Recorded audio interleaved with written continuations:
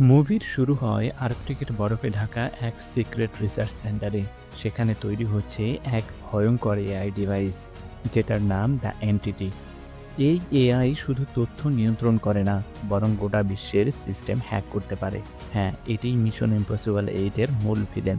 একটি অদৃশ্য প্রযুক্তি, একটি গোষ্ঠী চায় এই আই তথা সেই বিশ্ব শক্তি দখলের জন্য। এই ডিভাইসের পেছনে লেগে রয়েছে এশিয়ান গোয়েন্দা দল, চীনা হ্যাকার আর ইথান হান্ট নিজেই। সিআইএ ও M16 এর মতো এত দুই গোয়েন্দা দলও এর পেছনে রয়েছে। এমন সময় আসে ইথান হান্ট। সে জানতে পারে যে এই এআই এর রহস্য জানে কেবল একজন। সে হচ্ছে গ্রেস, এক চতুর চোর, যে ভুল করে এই ডিভাইসের একটা অংশ চুরি করে নিয়েছে। ইথান হান্ট এখন আর আইএমএফ এর অফিসিয়াল সদস্য নয়, সে নিজের পথেই চলে। কিন্তু যখন জানতে পারে তার প্রাক্তন প্রেমিকা গ্রেস এই মিশনে